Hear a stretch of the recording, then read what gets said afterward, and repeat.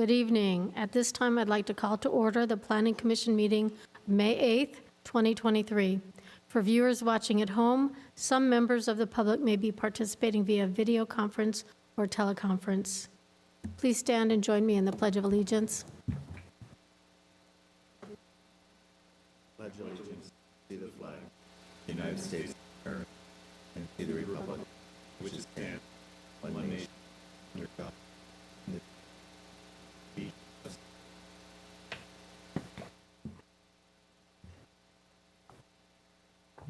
Will the secretary please call the roll? Commissioner Ferris? Here. Commissioner Tyler Kettlehut? Here. Commissioner Lanson? Here. Commissioner Link? Present. Chair McMahon? Present. Tonight, we have with us Planning Division Manager Steve Kearns. Mr. Kearns, are there any written comments, announcements, or continuances at this time? Thank you, Chair. We do not have any supplemental packet or additional written correspondence this evening. Okay. Do we have any public comments? No. Okay, then I will not read that portion. Okay. Item number 6, I'm sorry. Item number 6, we have the consent calendar with the minutes of the April 3rd, 2023 Planning Commission meeting. Are there any comments? Do any of my fellow commissioners have any comments or a motion to approve the consent calendar? Commissioner Lanson. Thank you, Chair. I would move to approve the consent calendar. Thank you. Any discussion? Can we have the vote, please? Commissioner Ferris? Yes. Commissioner Tyler Kettlehut? Yes. Commissioner Lanson? Aye. Commissioner Link? Aye. Chair McMahon? Yes.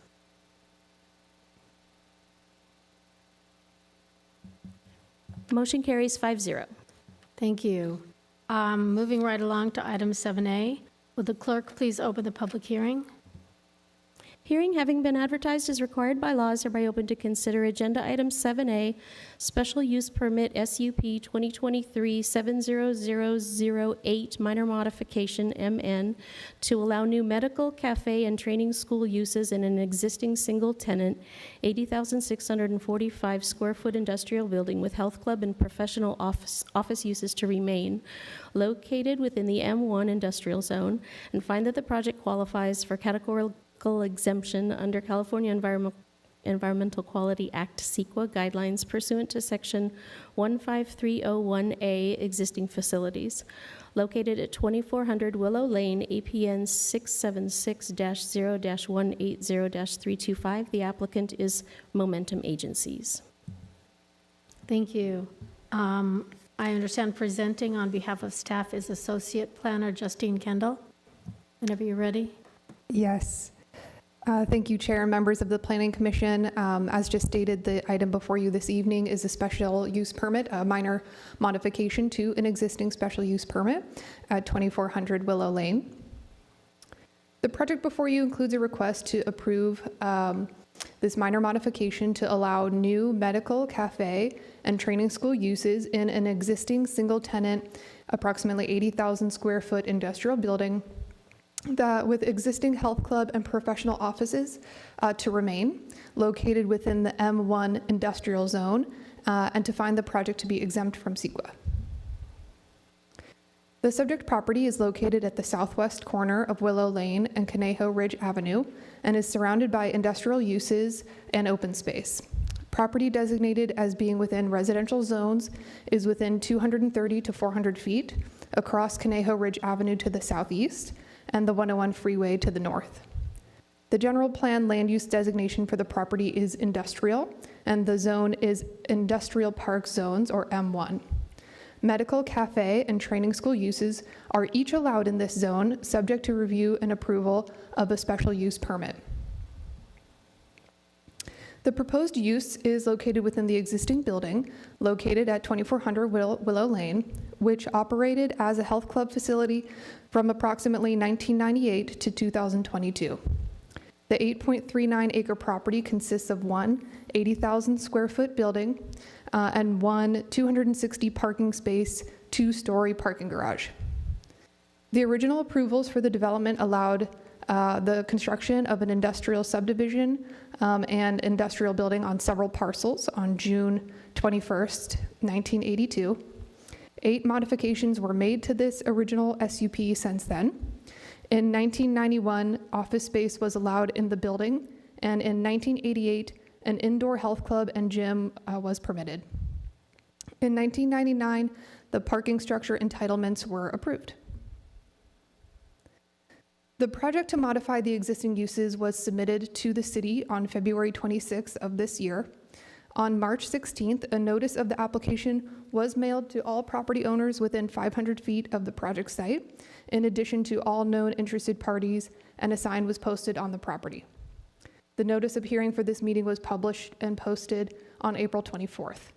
To date, staff has not received any correspondence related to the proposed project. Momentum Agency's mission is to advance the independence, productivity, and full citizenship of children and adults with disabilities and medical conditions.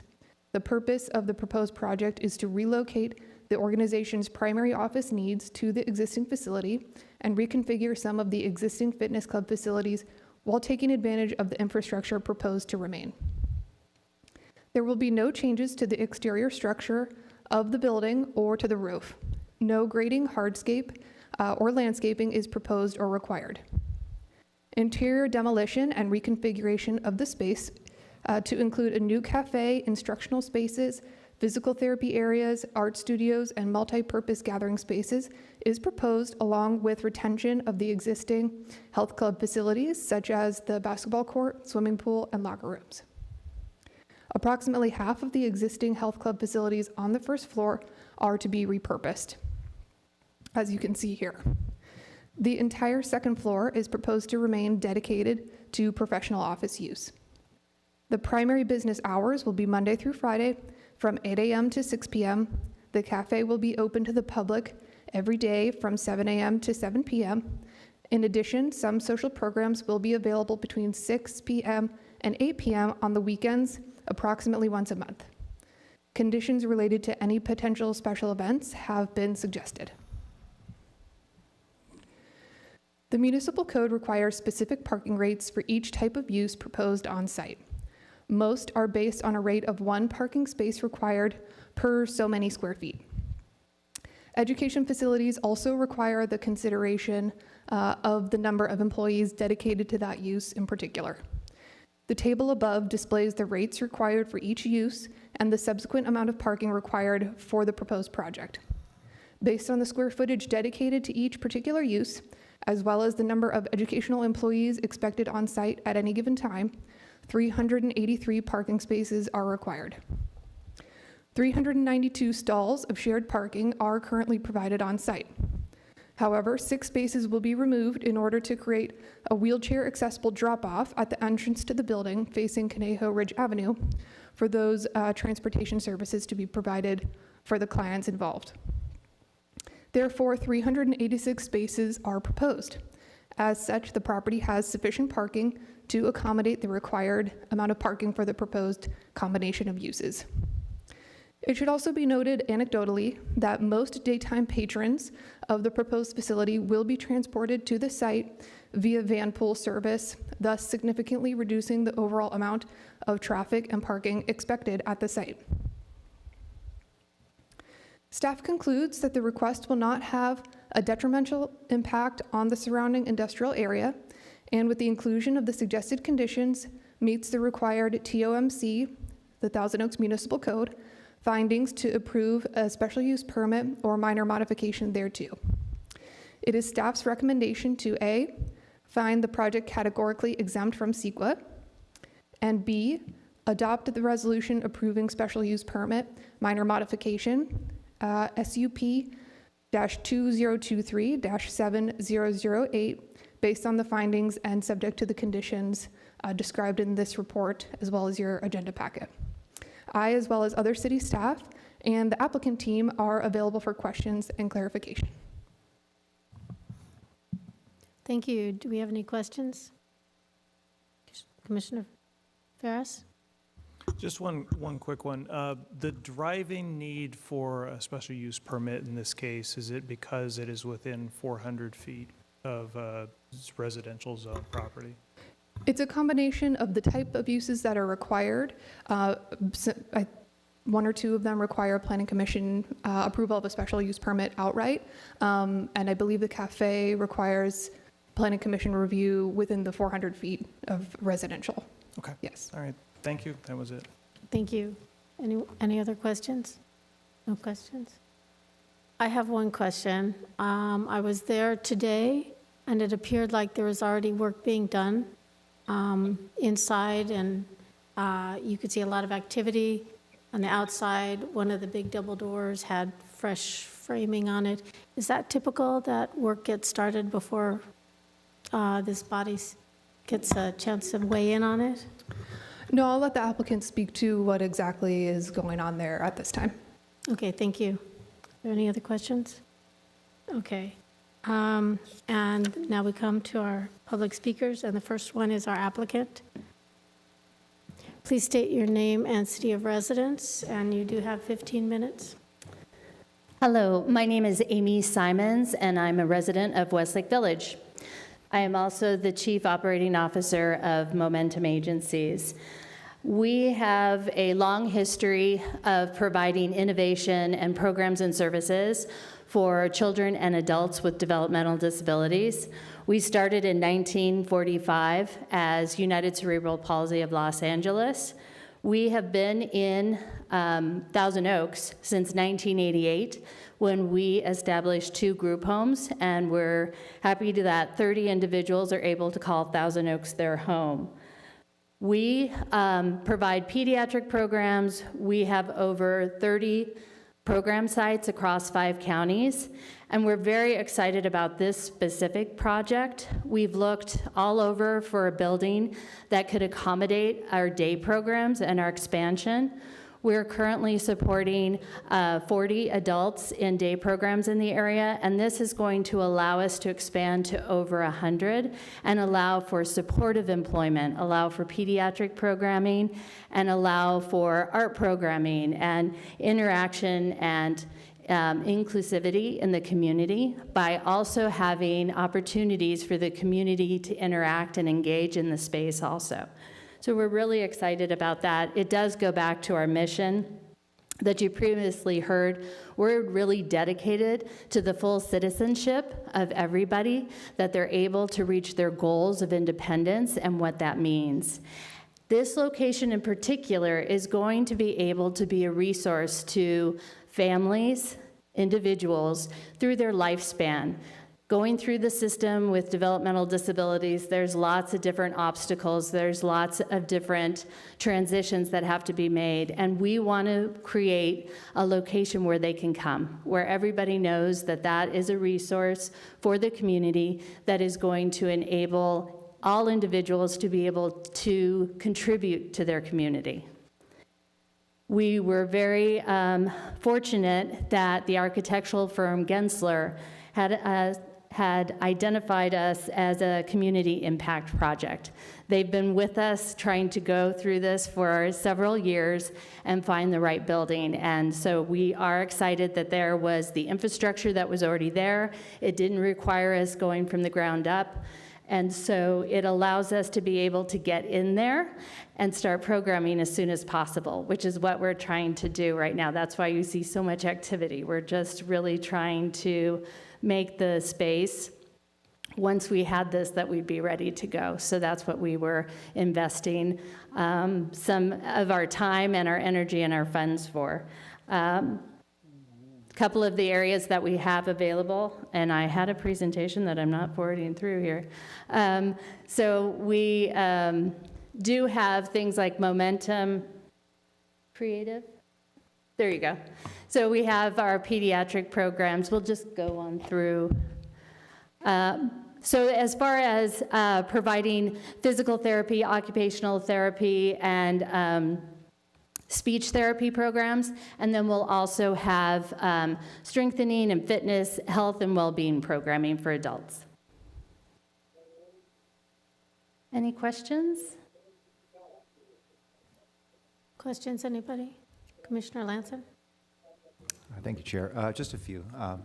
Thank you, Ms. Simons, for going through the process. I in looking at this process, I know you said historically you were dealing with cerebral palsy and some other things, but this is open to anybody in terms Yeah. of those issues, right? Yeah, thank you for bringing that up. So we actually changed our name in 2021, and that was because we've always supported more than just people with cerebral palsy. And we also wanted to get away from a diagnosis in our name because we wanted to be able to be a resource that was empowering more than anything, and so that was the brand change.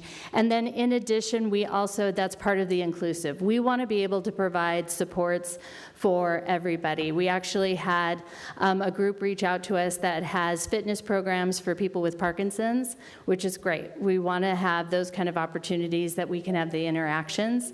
And even with people who just want to support and interact with people and share their skills and ability, that's what this is about. So whether you're an artist or a trainer, this should be a location where we can all collaborate and share.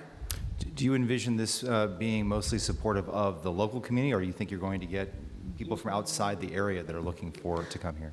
I think it's going to be definitely throughout the Tri-County area, and then we definitely know that there will be people, because there is nothing like this. So we do know that there are going to be a lot of people who are going to want to see this, and we're basically trying to create this as a model that will be able to be replicated. So we do see that Thousand Oaks is going to be the place where we start, and this is going to be pretty significant because there's nothing like this. I hope that's possible. I mean, obviously, you're walking into a situation where the property is kind of somewhat set up for it, so I don't know if that unique opportunity would exist other places, but it's an interesting concept. I'm going to ask the obligatory question. There was nothing in our materials as to any comments from any of the local neighbors. Did you receive any communications from property owners, neighbors, anybody about the project? How can they help? We have PTS is trying to, they want to have their artists display at their showroom. As I said, we've had other organizations. The Yarrow Center wants to do something with us. So we've only had really positive things of how to get involved, how can we do it. And so I'm happy to say that it's only been positive. And I know you're excited to get started and may have already started to some extent. Again, rough estimate, not holding you to it, but when do you think this will be open and operational? So I'm pushing the team. I'm pushing the team for July that we'll be able to do services and programs. So I'm pushing that we'll be able to do that. But definitely the whole project with us being able to move our corporate offices to the second floor will be before the end of the year, the calendar year. That's possible. I think there's some developers we need to introduce here too to get things done quicker. And then the last question for me is there was a lot of conditions as part of the package. I just want to make sure that you're agreeable with all those conditions. Yes. Thank you. Nothing further. All right. Any other questions? Okay. Let's see. Staff, is there anything you want to add to that? Not at this time. Well, it's kind of been. Okay. Let's see. It's a time for you to rebut if you have a rebuttal. But it sounds like I'm going to assume that you don't. At this point, we can close the public hearing, and I will open up the floor for discussion and/or a motion. Thank you, Chair. I think I've always kind of said that the goal for a lot of the different areas in our city is strategic repurposing, and I have to say I can't think of a better repurposing concept here than taking what was Spectrum and converting it into something that actually is going to help so many people that are looking for help in our community. So I think it's a great concept. I could belabor this for a long time, but I'm not going to. Instead, I'm just going to go ahead and make the motion that we approve initially finding that the project qualifies for a categorical exemption from CEQA and approving special use permit minor modification SUP-2023-70008 based on the findings and subject to the conditions described in attachment 4. Okay. Any discussions to the motion? Comments? I'll make a quick comment. I was thrilled to hear that people in the community are already volunteering to help. That just shows you what a great city we live in. That was really nice to hear.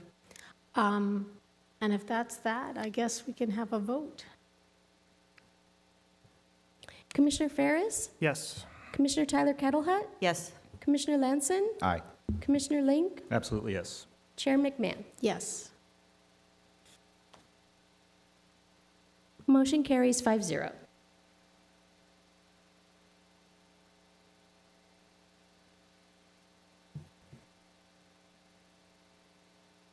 Okay, there is an appeal period. Any aggrieved party who wishes to appeal the Planning Commission's decision may do so by filing an appeal with the Community Development Department within 10 days. Thank you.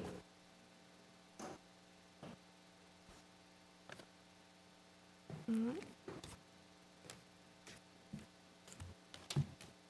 Okay, item 7B. Will the clerk please open the public hearing?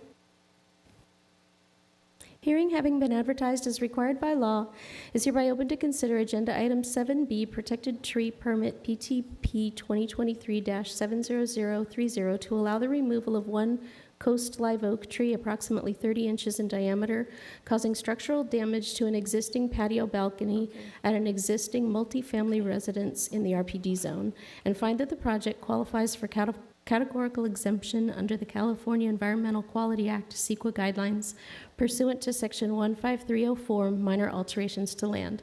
Located at 3371 Holly Grove Street, the applicant is Tim Sokolowski. Thank you. Presenting on behalf of staff is Community Development Technician Greg Gomez. Whenever you're ready. Thank you, Chair, members of the Planning Commission. For your consideration today, the project before you includes a request to remove one coast live oak tree approximately 30 inches in diameter, causing structural damage to an existing patio deck at an existing multifamily residence. The subject property is located south of Thousand Oaks Boulevard and north of the 101 freeway, to the east of Hampshire Road, and to the west of Automall Drive. The subject address is 3371 Holly Grove Street. You can see it there on the screen highlighted in red. This is the unit that's most affected by the subject oak tree. The subject oak tree is located in the space between Los Robles Road and 3371 Holly Grove Street. The Thousand Oaks Municipal Code requires that the Planning Commission review for requests involving removal of non-exempt oak trees 24 inches or greater in trunk diameter as measured at 4 1/2 feet above natural grade. Here we have a couple photos of the subject oak tree that shows the trunk growing into the adjacent patio deck.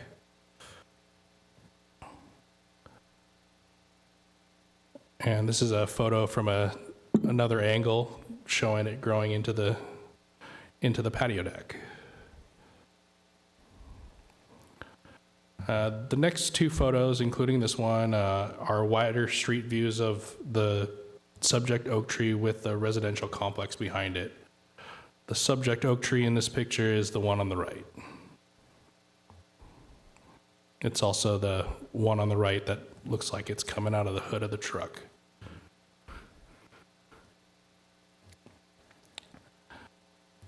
This subject property is located in a residential planned development zone, also known as RPD. The area of the lot is 127,915 square feet. The multifamily residential complex was built in 1993. Oak trees, including this subject oak tree, existed on the property before the complex was built and were shown in the original construction documents. In accordance with the city's Oak Tree Preservation and Protection Guidelines, Ordinance 1610 NS, removal of the subject oak tree is necessary to protect life and property. In accordance with the Thousand Oaks Municipal Code Section 9-4.4206B, 1, 2, 3, and 4, a permit for removal can be granted when an oak tree is causing or likely to cause substantial property damage, and the damage cannot be controlled or remedied through reasonable and preventive procedures and practices.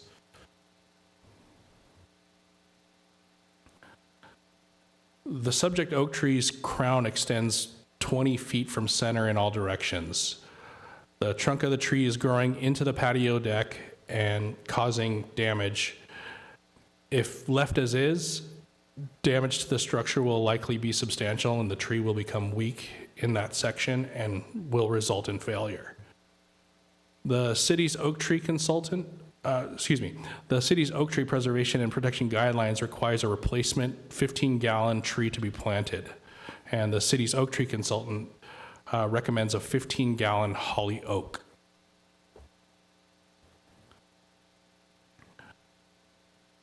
The project qualifies as a Class 4 categorical exemption pursuant to Section 15304, minor alterations to land of the California Environmental Quality Act, CEQA guidelines. Class 4 consists of minor public or private alterations in the condition of land, water, and/or vegetation which do not involve removal of healthy, mature scenic trees except for forestry or agricultural purposes. Staff concludes that due to the size of the oak tree and its proximity to the structure, there are no reasonable mitigation measures that can be implemented to prevent the tree from continuing to damage the structure. Removal of the tree is necessary to prevent damage to the structure and potential harm to the residents. And again, this project does qualify for categorical exemption under the California Environmental Quality Act guidelines pursuant to Section 15304, minor alterations to land.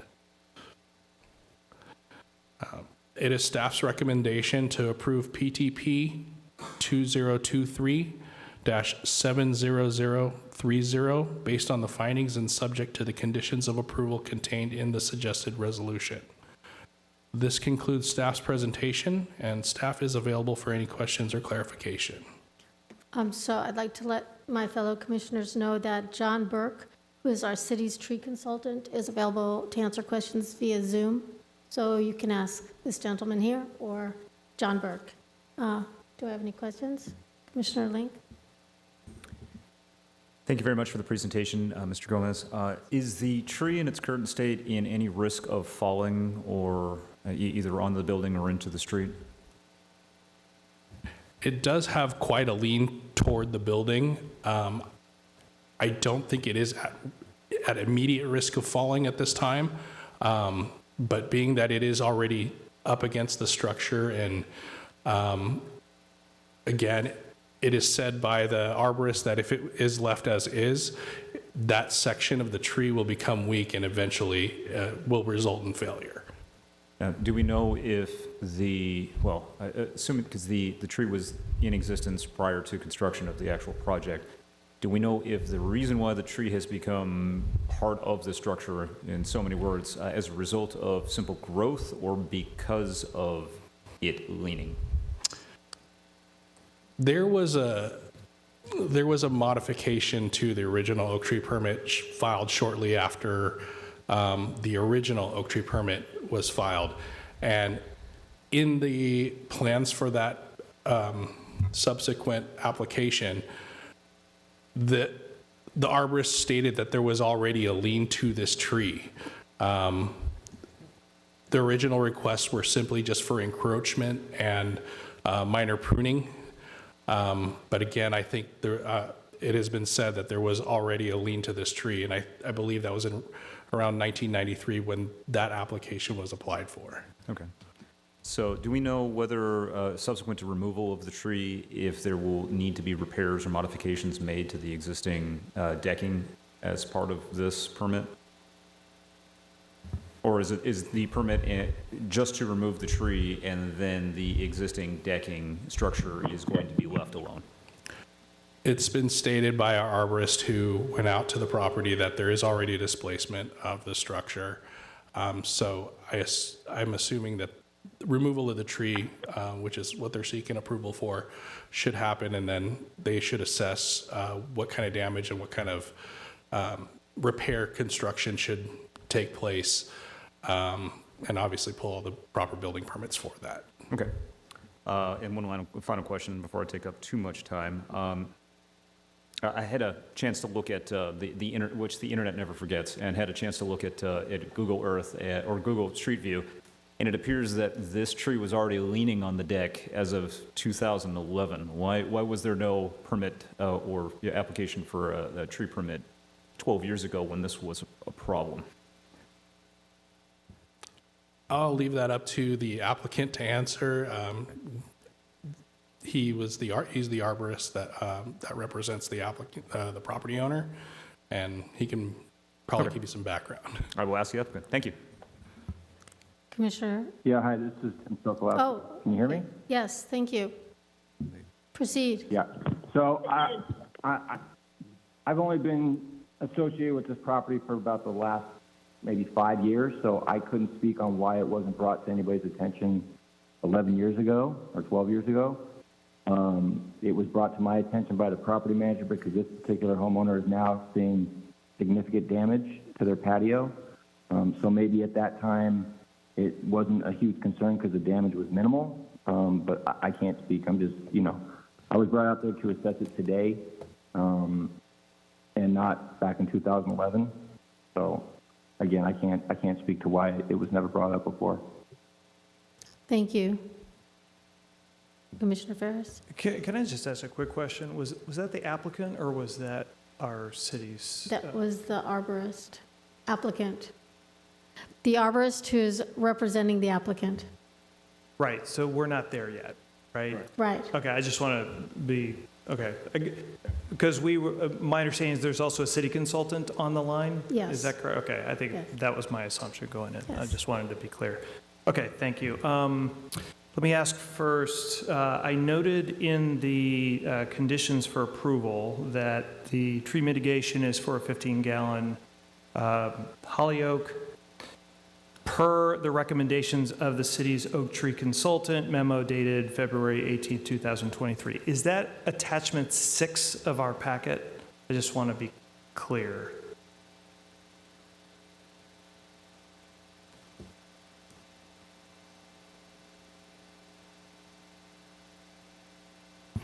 Sorry for that. Yes, that is attachment 6. Okay, perfect. In that memo, it talks about approving the permit to remove one heritage oak causing substantial property damage, replace it with a specimen having a strong central leader that can be pruned to fit the tight space.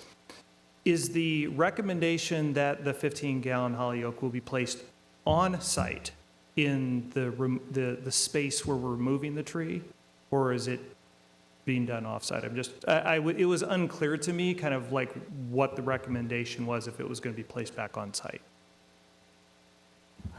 The requirement's only to plant the replacement oak on the property. They can choose to plant it in its place. An aerial view of that property shows that there are a lot of trees with not many places to plant a replacement tree. The other option is for the applicant to do a donation to the Cosca Canal Open Space Conservation Agency or to the Park District, CRPD. So is the city's recommendation that it be placed on site, not necessarily in the same place, but at least on site? Is that the city's recommendation? That's the requirement. I think the holly oak was chosen to be placed in that particular space, maybe because there are, again. And also because the tree report appears to me that it was generated by the applicant. Is that correct? Or the representative of the applicant? Correct. I'm representing the HOA, the Groves HOA. I just want to be clear that like the applicant's not. Okay, so the applicant will have a chance to talk right now. This is between the commissioners and the staff. So I'll give you your full 15 minutes in a very short time. Thank you. Is that correct that it was provided by the applicant? Yes, the applicant provides a tree report of their own from their own certified arborist, and they did recommend for removal. Okay. And for city staff, has city staff, it was probably clear with the recommendation, but has city staff reviewed the applicant's tree report concurs with the findings of the tree report and that they support the recommendation based on the tree report. Yes, city staff agrees with the recommendation by the applicant's arborist and the city's arborist through their review of the tree and review of the report also agrees. The reason I'm asking, I just want to make sure the city staff's view of the report is what we're basing it off of. We understand it's coming from the applicant, so thank you. Those are all my questions. Any questions over here? Okay, are there any comments of staff? Any? Okay. At this time, the applicant can speak, and I'm sorry I had to cut you off earlier. So we have, will you, I believe Tim Sokolowski, could you speak your name and city of residence, and then you have 15 minutes.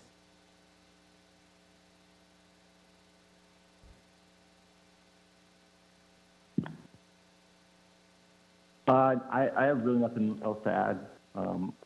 I'd be happy to answer questions if anybody has any, but I think everything's been covered pretty well. Can I ask a question then? This holly oak, are there plans to put it on the property in the spot where the oak is being removed? Or are there plans to donate it to the city or Park and Recs? What are the plans for that? So it's kind of up to the HOA to decide what and where they want to do the planting. At this point, it hasn't been discussed, and there's been no conclusion to where that tree is going to go. I think the city arborist probably recommended a holly oak because it's a smaller oak than a coast live oak. So even if it does go back in the exact spot or close to that exact spot, you know, it's not going to be an issue in 20, 25, 30 years because it's just never going to get to that size. So it can definitely be put back in the place where the oak, existing oak is coming out. But there are other locations on the property that they could plant it as well. So, but they haven't come to a decision on where exactly they want it. I do remember reading something in the report that the two other trees near there had quite a bit of cover, and that if it wasn't if this holly oak wasn't planted there, there would be adequate shade and cover that it almost wouldn't be missed. Is that your feeling? Yeah, because the tree in question that's being asked to be removed is the canopies on the oak to the left of that tree and the right all kind of grow together. So it's already crowded in that area as far as the canopies and coverage. So if they did not decide to put a tree back in that place, there's still plenty of coverage from the other two oak trees. Okay, I thought that was what I read. All right, thank you. Do we have any other questions? Excuse me, Chair and Commission. We have John Burke, the city's oak tree consultant, on the line. If you want to have him speak to the record as to his recommendation for the removal, if the Commission pleases. That sounds like a good idea. Hi, this is John Burke. I'm the city's consulting arborist. Yes, this tree, I recommended the holly oak because it's has a more traditional straight trunk, where the coast live oak, that tree appears to be bending to try to find some light. The trees on either side of it are dominant.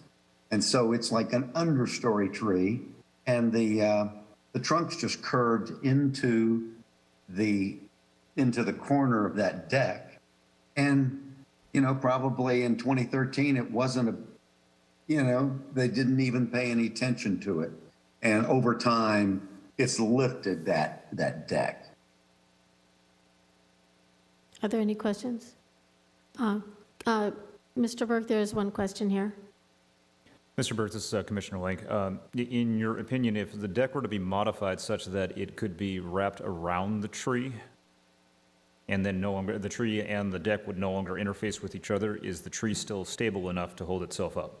According to the tree report, it is a healthy tree. Well, that's a That's a good question, and I thought about that myself. I'm not sure what the if this had been a private property owner that I had been called out to look at, I would probably have suggested that. That, hey, you could modify this corner, but it wouldn't be easy. It would be expensive to modify it because it's actually interfering with the post, not just with the deck. So it's possible. Whether it's appropriate in this situation, I'm not sure. Okay, any other questions? I only had one other for the applicant. Okay, go ahead, Mr. Link. Mr. Sokolowski, what modifications to the deck or balcony are required as a result of removing the tree? Since it is allegedly lifting up the post, or is there going to need to be a new post installed? Is the foundation for the post going to need to be repaired?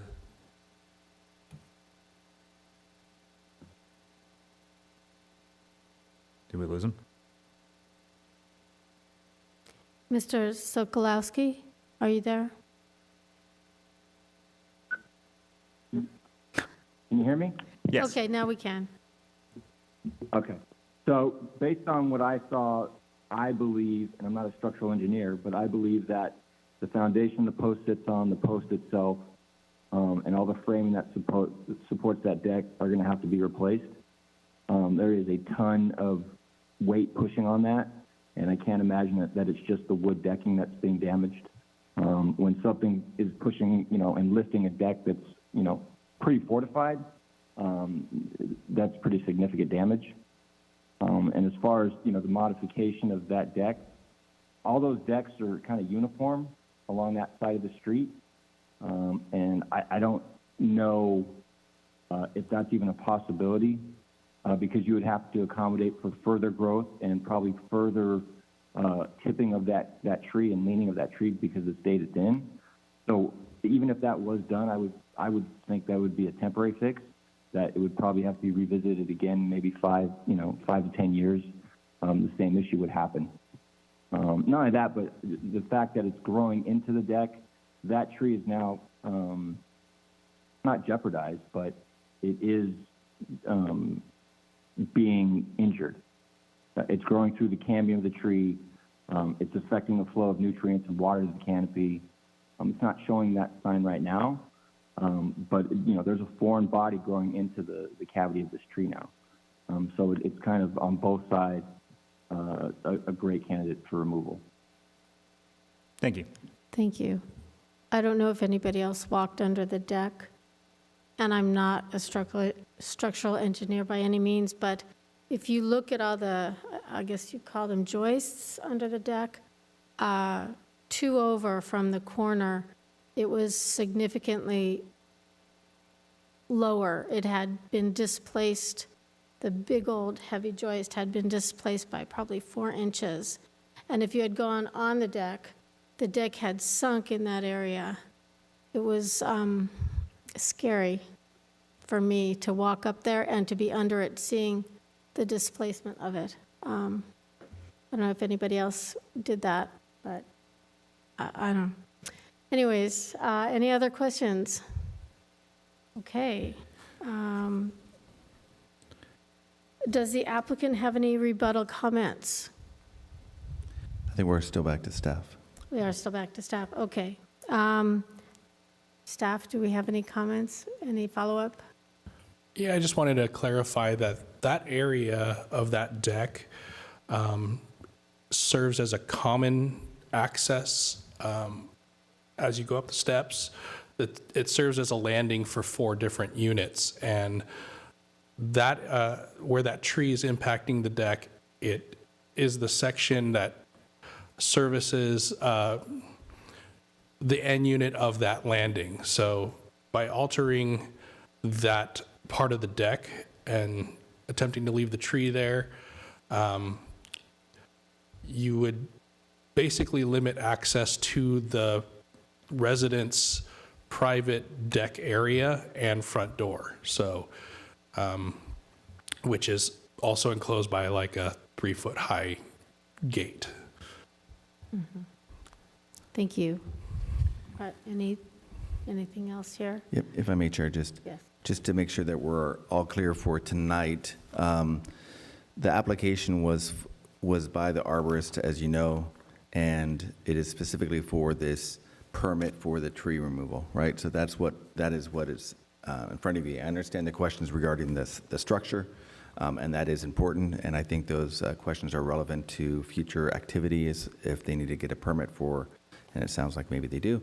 But for tonight, I just want to be very clear that the motion that or the issue that you have in front of you is to issue this permit as requested by the applicant who's before you tonight.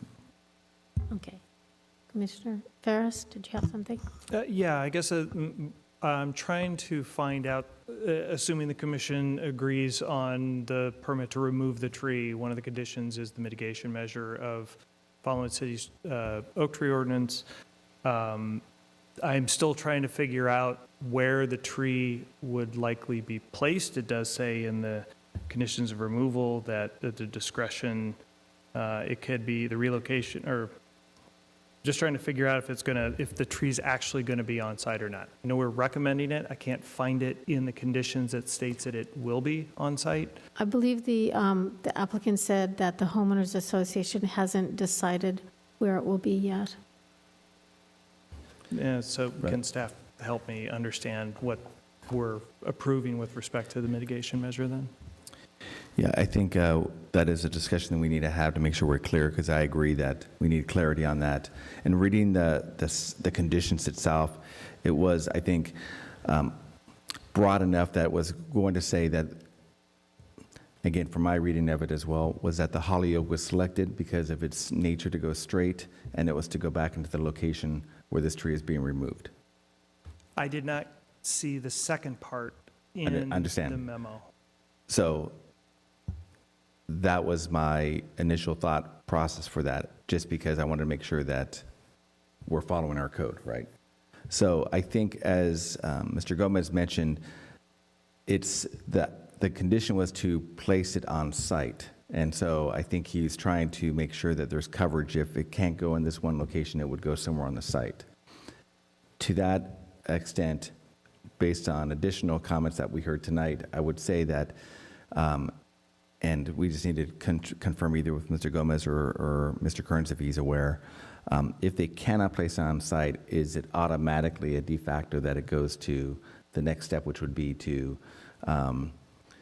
either pay an in lieu fee or to donate a tree to a appropriate outside agency such as CRPD or COSCA. And so I would ask either Mr. Gomez or Mr. Kearns if they can give us information on that. Sure, thank you, Mr. Here. Mr. Ferris, Commissioner Ferris, ideally we'll get the tree back on the site in the same location, but they have to do the removal, remove the trunk, cut the root system there, prepare the site for accommodating that tree. If that can't be accommodated, then we'll look elsewhere on the property, and as a last resort, we'll get a donation.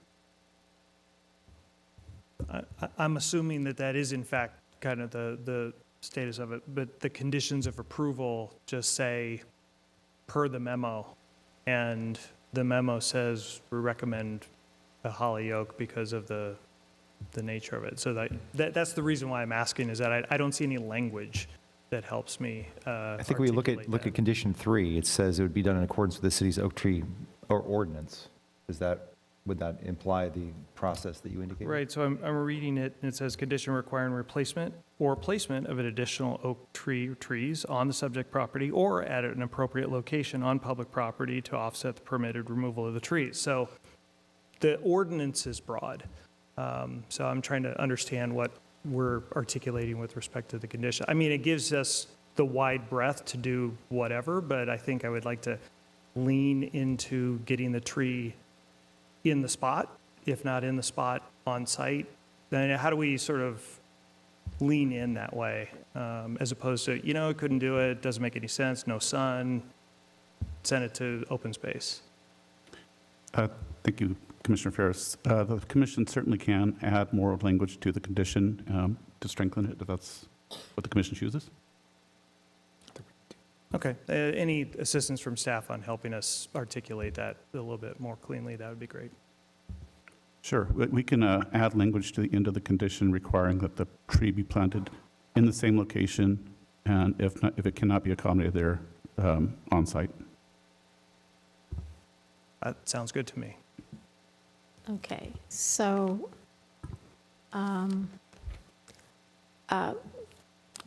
this question is for the applicant. Would you agree if we change the condition to reflect that?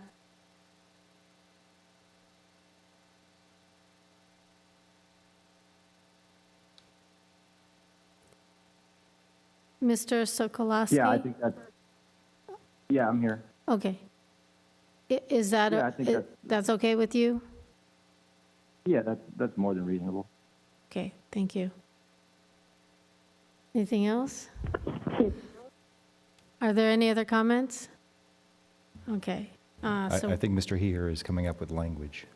okay. Yeah, I'm struggling a little bit because I think we're just trying to make it simple and put it at the end.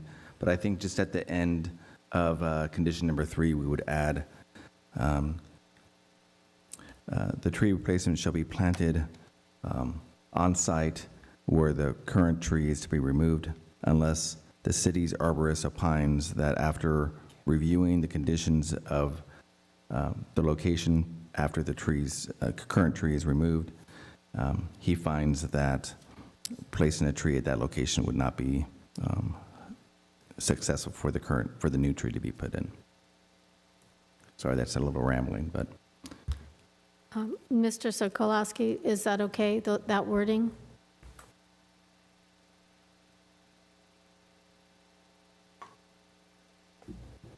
Yeah, that sounds great. Okay, thank you. Is that all right with the commissioners? All right. Okay, where are we? Did the applicant have any rebuttal comments?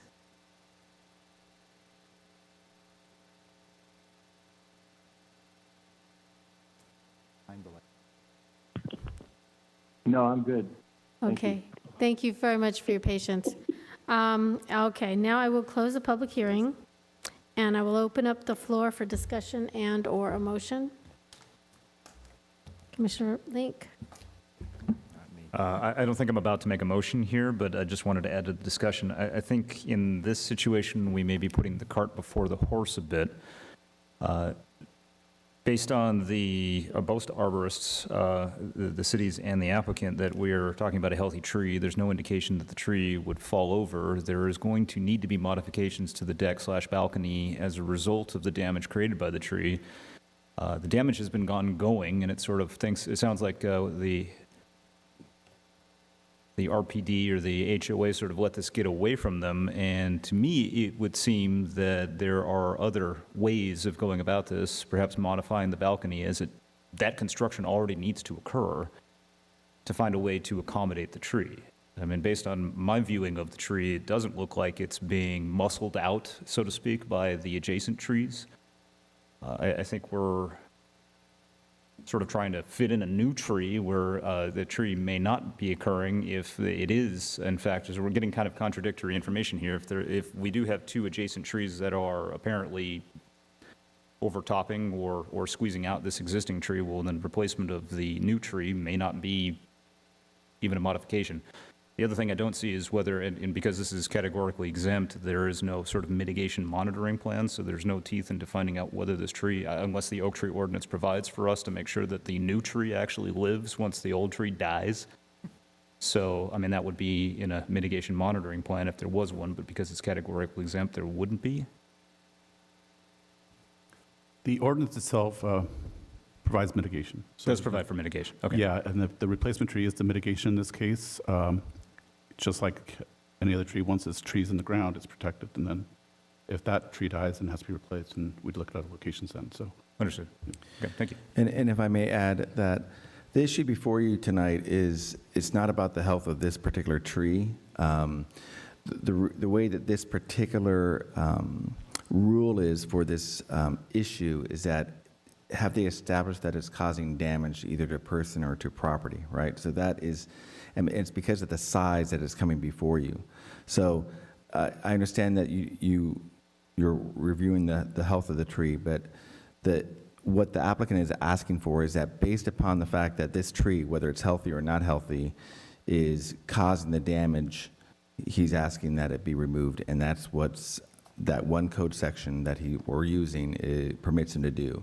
So that is what's before you, and I understand, the health of the trees is a factor, but for this particular exception, it doesn't matter whether or not the tree is healthy or not. It's more of, is that tree causing the damage that is occurring, and that's why they're asking for the exception. Any other comments? Do I have a motion?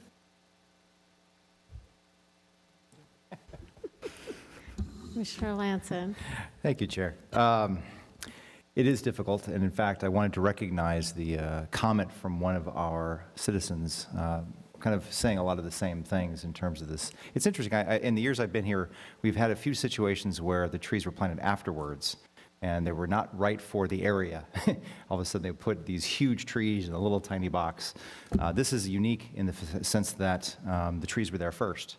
And I think a comment from our arborist, and again, based on my totally unscientific knowledge, is some of the limbs that were cut off may have been done to make sure it wasn't blocking the street, but in doing so, the tree then wanted to go get sun and went the other way, which caused it to go towards the building, because the other trees in the area are not leaning to that extent.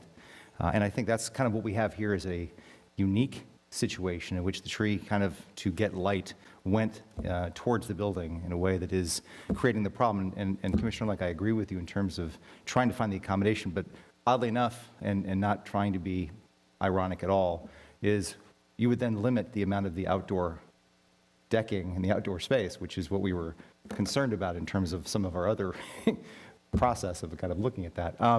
I think at the end of the day, yes, we want to preserve the tree, but I think in this situation, the tree has caused such problems with regard to this issue. I think trying to kind of get around it, so to speak, and literally, we're maybe creating more issues. So I'm going to make the motion to go ahead and, if I can get to the page, because I know I have to say the whole thing. Oh, I got to get to the page there. I should have been prepared. Sorry about that. Let's see. Find the project categorically exempt under CEQA and approve or adopt the resolution approving PTP 2023-70030 based on the findings subject to the condition, including the additional language Mr. Heer provided for condition 3. Thank you. Are there any comments on the motion? Commissioner Ferris? Thank you. I think anytime that we are asked to remove one of the namesake trees that bestows a name in our city, it's one that we should take extremely seriously, and I think that that's what the oak tree ordinances have done. To me, the evidence, unfortunately, does warrant that it meets the conditions of causing and potentially leading to even more substantial damage to the structure to where the permit would be warranted. The main thing I want to make sure of is that we apply the mitigation measure that says you're going to keep a tree there, not use it as potential precedents for other opportunities to remove oak trees to where they can just get rid of the tree and plant it elsewhere. So that's one of the things that I wanted to make sure of. I'm glad to see the additional language and that the applicant's okay with that. And for these reasons, I'll support the motion. But I do, honor the very real and I think discerning comments that we have about any of these types of decisions at the commission level with Commissioner Link. And we take these seriously when we do that. So, thanks. I will add to that. I do agree with a lot of what you said and a lot of what you said, but my own personal opinion is I'm concerned that that's just not the right spot for another tree, because you've got the two trees next to it, you've got maybe not enough light for it, and I would like, it's not my decision, I would like to see it elsewhere on that property. I'm thinking that it's too crowded now for a tree, but I'm not an arborist, it's not my decision. But I worry about this tree that's going to be planted in the shade of these other two big trees and then the shade of the patio cover. And so anyways, I will support the motion also. Are there any other comments? Okay, if the clerk could call the vote, please. Commissioner Ferris? Yes. Commissioner Tyler Kettlehut? Yes. Commissioner Lanson? Aye. Commissioner Lake? No. Chair McMahon? Yes.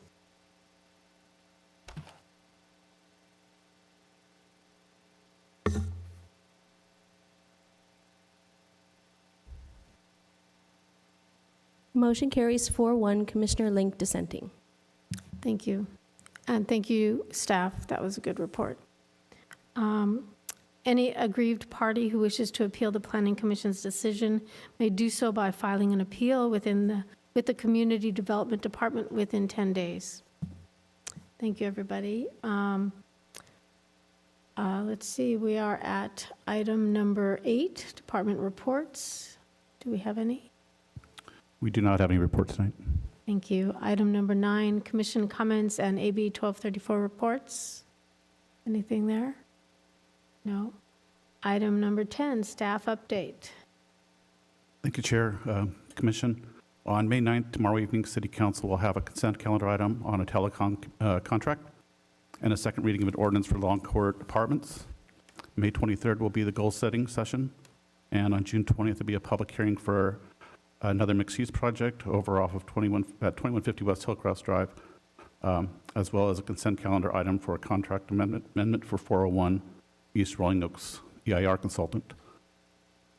For item 10B, items for the Planning Commission schedule, the May 22nd meeting does not have any items, so it will be canceled. However, on June 5th, there will be 2 public hearings, one for a mixed-use project just mentioned, going to City Council on the 20th, for the Latico Hillcrest development, and another application for a new 120,000 square foot industrial building over in the Rancho Cana area. And that is all the updates. Thank you. Commissioner? My apologies, going to make us go backwards. I would be remiss if I didn't mention, especially since the 22nd is going to be canceled, that May 21st to the 27th is National Public Works Week. And I will actually be at council tomorrow night presenting the City of Thousand Oaks. I'm letting the cat out of the bag, but the agenda's already been posted. But several awards to the City of Thousand Oaks. I won't tell you what they are, but and there will be a proclamation tomorrow night declaring National Public Works Week, May 21st to the 27th. So let's all tune in. Let's all tune in. Let's all tune in. All right. At this point, I will adjourn to 6 p.m. May 22nd, 2023, unless it is officially canceled. And then it will be June 5th, 2023 at 6 p.m. Thank you and good night, everybody.